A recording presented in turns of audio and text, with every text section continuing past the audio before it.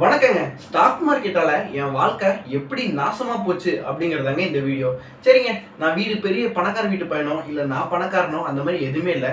நார்மலா உங்களை மாதிரி சம்பள காசை வாங்கி மாசம் ஓட்டுற பையன், மாச கடைசியில சம்பள காசுக்காக ஏங்குற பையங்க. சரி, ஓகே. சம்பள காசு வச்சு வாழ்ந்தாலும் நமக்குன்னு கடன் இருக்கு, சும்மா இருக்கு, வீட்டு பொறுப்புன்னு நிறைய இருக்குல்ல. அதுவுமே எனக்கு உங்களை மாதிரி இருக்குங்க. அப்பதான் என்ன பண்ணேன், யூடியூப் எதாச்சா பாக்குறப்ப ஒரு வீடியோ ஒன்று வந்தது. என்ன ப்ரோ அப்படின்னா, ஸ்டாக் மார்க்கெட்ல பணம் இருக்கு, ஒரே ட்ரேட்ல உங்க வாழ்க்கையவே மாத்திரும் அப்படி இப்படின்னு ஒரு விளம்பரம் ஒன்று பார்த்தேங்க. அதையும் நம்பி சரி ஓகே என்னதான் இருக்கு அப்படின்னு போய் கத்துக்கலான்னு பார்த்தா அவங்க 5000 ரூபாய் காசு கொடுங்க அப்பதான் நான் கத்து தருவேன் அப்படின்ட்டாங்க. 5000 ரூபாய் கிட்ட காசு இல்லை. சரி ஓகே, ஸ்டாக் மார்க்கெட்ல தான் காசு இருக்கே, நாம எதுக்கு அவங்களுக்கு போய் காசு கொடுக்கணும், நாமளே கத்துக்குவோம் அப்படின்னு சொல்லிட்டு யூடியூப்பை ரெஃபர் பண்ணேன். நிறைய கத்துக்கிட்டேன்னு சொல்ல முடியாது, கொஞ்சம் கொஞ்சம் கத்துக்கிட்டு டைரக்டா ஸ்டாக் மார்க்கெட்ல போயிட்டுன்னு சொல்லலாம். கடன் வாங்கலிங்க. நான் ஆரம்பிச்ச கேபிட்டல் வெறும் 10,000 ரூபாய் ஆயிடுச்சு. அதான் சொல்றேன்ல, நானும் நார்மல் மிடில் கிளாஸ் தான். நம்மளால 1 லட்சம் 2 லட்சம் பண்ண முடியாது. வெறும் 10,000 ரூபாய் ஆயிடுச்சு. உள்ள போனேன். ஓகேங்களா, நல்லபடியா 1000 ரூபாய் 2000 ரூபான்னு, அதாவது அந்த ஒரு வாரம் அப்படின்னா அந்த ஒரு வாரத்துல நான் ஒரு லாஸை கூட பார்க்கல. லாஸ் பண்ணாலும் 200 ரூபா 300 ரூபா லாஸ் பண்ணுவேன். திரும்பவும் நான் ரெக்கவர் பண்ணிடுவேன். ஓகேங்களா, 10,000 ரூபாய ஒரே வாரத்துல 3500 ரூபாய் எக்ஸ்ட்ரா வச்சு 13,500 ரூபாயா மாத்தினுங்க. சரிங்களா, நல்லாவே போயிட்டுச்சு.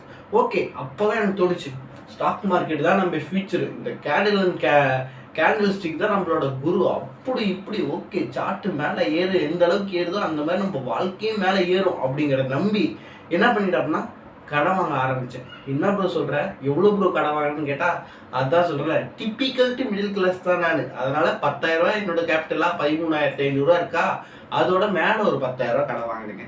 சரிங்களா, நல்லா தாங்க போச்சு. அந்த 10,000 ரூபாய் கடன் வாங்கினதுல திரும்பவும் நல்லா ட்ரேட் பண்றேன், ப்ராஃபிட் நல்லபடியாவே பண்ணேன்னு சொல்லலாம்.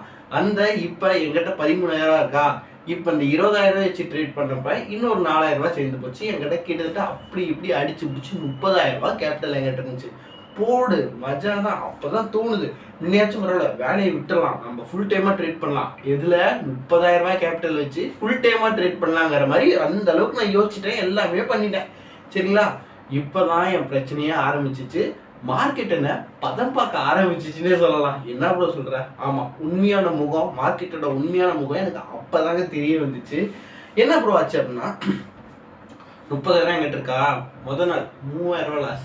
சரி, ரெக்கவரி பண்ணிடுவோம் அப்படின்னு ரெக்கவரி பண்ணலாம்னு ஒண்ணு போனா, திரும்பவும் அடுத்த நாள் அப்படியே 6,000 பக்கம் லாஸ், 9,000 ரூபாய் காலி. என்கிட்ட 21,000 ரூபாய் தான் இருக்குது. ஓகே, இது செட் ஆகாது அப்படின்னு சொல்லிட்டு அப்பயாச்சும் நான் மார்க்கெட் எடுத்துட்டு போயிருக்கணும். அப்பயுமே நான் போலிங்க. ஏன் ப்ரோ அப்படின்னு கேட்டா, இல்ல நம்ம அதான் சொல்றேன்ல, இல்ல ரெக்கவரி பண்ணலாம்னு சொல்லி உள்ள போறேன். 20,000 ரூபாய் வச்சு உள்ள போறேன். ஒரே ட்ரேடு, ஜாக்பாட் ட்ரேடுன்னு சொல்லலாம். என்ன ப்ரோ சொல்ற அப்படின்னா, 20,000 ரூபாய் வச்சு உள்ள போனா அன்னைக்கு ஒரே நல்ல மார்க்கெட் 200% அந்த ப்ரீமியம். ஓகேங்களா, அந்த ப்ரீமியம் 200% பக்கம் மூவ் பண்ணுச்சு. நான் ஆனா 200% புக் பண்ணலீங்க, 50% புக் பண்ணேன். 20,000 ரூபாய் வச்சு 12,000 ரூபாய் பக்கம் ப்ராஃபிட் புக் பண்ணி 32,000 ரூபாய் என் கையில் இருக்குது. சரியான ஹோப்பு. ஓகேங்களா, ஓகே, இனிமேல் மார்க்கெட் நாம தான் இனிமேல் கலக்கிறோம். மார்க்கெட்டுக்கு நமக்கு தெரியாம ஒரு இன்ச்சு கூட மூவ் ஆகுதுங்கிற அளவுக்கு எனக்கு தோணிடுச்சு. ஓகே, இப்போதான் என் பிரச்சனையே 2வது வர ஆரம்பிச்சிச்சு. இப்பயாச்சும் நான் மார்க்கெட்டுக்குள்ள ஓடி இருக்கணும். மார்க்கெட் எனக்கு ஒரு வாய்ப்பு இருந்துச்சு. அப்பயுமே நான் மார்க்கெட்டை விட்டு ஓடலை. என்ன பண்ணிட்டேன், அடுத்த ட்ரேட் எடுக்கிறேன்.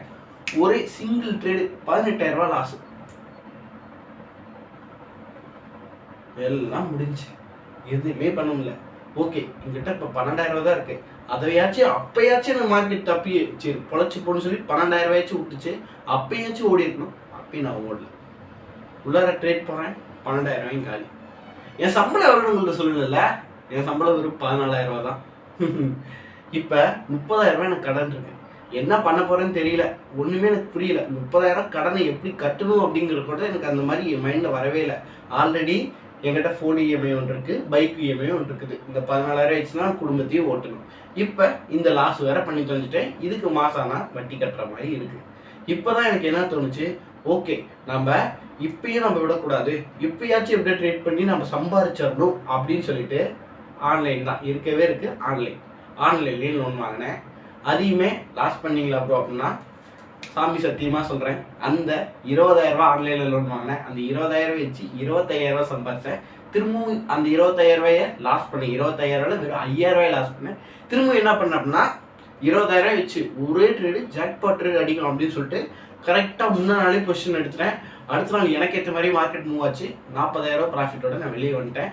எனக்கு இப்போ வெறும் 10,000 தான் கிடந்துச்சு. ஓகே, அப்பயாச்சும் விட்டுருக்கலாம்ல அப்படின்னு நான் விடலை. என்ன அப்புறம் இத்தனை தடவை பண்ணியும் விடலையே அப்படின்னா எங்க ஆசை யாரை விட்டுச்சு? சரியான பேராசை. ஓகே, மார்க்கெட்னா அப்படிதான் இருக்கும், நாம தான் கரெக்டாக பண்ணணும் அப்படின்னு சொல்லிட்டு திரும்பவும் அந்த 10,000 கிட்ட ப்ராஃபிட், கையிலேயே 10,000 ப்ராஃபிட் எங்கிட்ட இருக்குது. திரும்பவும் நான் 20,000 லோன் வாங்கி மாட்டிக்கிட்டேன். கட்டமில்ல. அந்த 20,000 20,000 லோன் வாங்கினேன். 40,000 கழியாச்சு. மேலே ஒரு 10,000, 50,000 முடிஞ்சு போச்சு. 50,000 ஒழிச்சு கட்டிட்டேன். இப்போ நான் ரொம்ப ஸ்ட்ரகிளில் இருக்கேன். என்ன பண்ணுறது ஏது பண்ணுறது எதுவுமே எனக்கு புரியல. எதுவுமே புரியல. அப்படியே ஸ்டன் ஆகி போய் நிற்கிறேன். அப்படியே அந்த லாஸ்ட் ட்ரேடு, ஓகேவா, லாஸ்ட் ஒரு 12,000 கேபிட்டல் எங்கிட்ட இருக்கு. அப்படி மார்க்கெட் அப்படி கீழே அந்த கேண்டில் இறங்க இறங்க இறங்க இறங்க அப்படியே வாழ்க்கையும் அப்படியே கீழே இறங்குற மாதிரியே இருக்குது எனக்கு. ஏன்னா அந்த அளவுக்கு எனக்கு மைண்டு வேலையே செய்யல. சரி, என்ன பண்ணிட்டு இருக்கோம், ஏது பண்ணிட்டு இருக்கோம். 50,000 லாஸ் பண்றப்ப ஈஸியாக லாஸ் பண்ணேன். ஆனால் அந்த 50,000 நான் கடன் வாங்கினல, அந்த கடனை கட்டுறதுக்கு ஓட்டி பார்த்தேன். ஆல்ரெடி எனக்கு ஷிஃப்ட் டைமு 10 மணி நேரம். ஓட்டி பார்த்தா 12 மணி நேரம் 13 மணி நேரம் ஆகும் ஓட்டி பார்த்து முடிக்கிறதுக்கு. அது இல்லாமல் வந்து ஸ்விக்கியும் சொமேட்டோவும் ஓட்டுவேன். ஓகேங்களா? ஓகே, ஸ்விக்கி சொமேட்டோவில் நைட் டைம் மிட் டைமில் ஆர்டர் கிடைக்காது. ரேபிடோவும் ஓட்ட ஆரம்பித்தேன். என் லைஃப்பில் நடந்த ஒஸ்ட் இன்சிடென்ட். ரேபிடோ நான் ஏன் ஓட்ட ஆரம்பித்தேன்? கடனுக்காக ஓட்ட ஆரம்பித்தேன். ஆனால் அங்கே வரானுங்க வானொலி தோழர்கள். ஒன்றுமே முடியல. இந்த கடனை கட்டினா போதுன்னு சொல்லிட்டு எனக்கு அத்தனை இது நடந்திருக்கு. எனக்கு அதை ஓப்பனாக சொல்ல முடியல என்னால். சரிங்களா? ஸோ நான் என்ன சொல்ல வரேன் அப்படின்னா, ஸ்டாக் மார்க்கெட்டை கற்றுக்கங்க. கற்றுக்கிட்டு அப்புறம் ட்ரேடிங்குள்ளே வாங்க. சரிங்களா? கற்றுக்காம நீங்கள் ட்ரேடிங்குள்ளே வந்தீங்கன்னா லாஸ் பண்ணுவீங்க. இல்லை அப்படின்னா கஷ்டம்தான் பிரதர் அப்படின்னு சொல்லி இந்த வீடியோ அவர் முடிச்சாரு. அந்த மனுஷன் என்ன பண்ணியிருக்காரு அப்படின்னா 50,000 கடனை கட்டி முடிச்சுட்டாராம். அது பிரச்சனையே இல்லை. ஓகே, சில்வர் ரேட் ஏறுதுன்னு சொல்லி மனுஷன் சில்வர் வாங்கியிருக்காரு. கரெக்டாக ஜனவரி 24 வாங்கியிருக்காரு. விற்றுருக்கலாம். ஜனவரி 30 கூட விற்றுருக்கலாம் அந்த மனுஷன். இல்லை 29 கூட விற்றுருக்கலாம். என்ன பண்ணிட்டாரா, ஓகே மேலே போயிட்டுருக்குன்னு சொல்லி ஹோல்ட் பண்ணிட்டாரான் மனுஷனுக்கு இப்போ 5% கீழே லாஸ்ட்ல இருக்குதான் அந்த சில்வர். அதிகமாக அந்த மனுஷன் சொன்னார். எதுக்காக சொல்கிறேன் அப்படின்னா, இந்த ஸ்டோரி ரொம்ப ரொம்ப சின்ன ஸ்டோரியாக தான் இருக்கும். இருந்தாலும் அந்த மனுஷன் கடனை கட்டிட்டான் பாருங்க. வெறும் அந்த மனுஷனால 50,000 கடன் வாங்கி முடிஞ்சிருக்கு. ஸோ அந்த 50,000 லாஸாக அவன் பரட்டி எடுத்து கட்டிட்டான். இதே உங்களால் எவ்வளோ கடன் வாங்க முடியும், அந்த கடனால் ட்ரேட் பண்ணவும் முடியும். பண்ண முடியாமலாம் இல்லை. ஆனால் அந்த கடனை நீங்கள் கடனாளி ஆயிட்டீங்க அப்படின்னா அந்த கடனை கட்டுற அளவுக்கு உங்களுக்கு தெம்பு இருக்குதா அப்படிங்கிறத மட்டும் யோசிச்சுக்கோங்க. இந்த ஸ்டோரியில் ஒன்றும் பெருசாக லைன்ஸ் இருந்திருக்காது. ஓகேங்களா? சின்ன ஸ்டோரி தான். திரும்பவும் சொல்கிறேன், ஸ்டாக் மார்க்கெட்டில் பணம் தாராளமாக பண்ணலாம். ஆனால் கற்றுக்கிட்டா பண்ணலாம். சரி, ஓகேங்க, இந்த வீடியோ இத்தோட நான் முடிக்கிறேன். ஓகேவா? அந்த மனுஷன் லாஸ் பண்ணது கூட பிரச்சனை இல்லை, கடனை கட்டி முடிச்சிட்டேன் அப்படின்னு சொல்லிட்டு கடைசியாக ஒரு சிரிப்பு சிரிச்சா பாருங்க. அதனாலேயே இந்த வீடியோ நான் போடணும், அந்த கதையை நான் சொல்லியே ஆகணும்னு சொல்லி முடிச்சிட்டேன். Tata, take care, bye bye.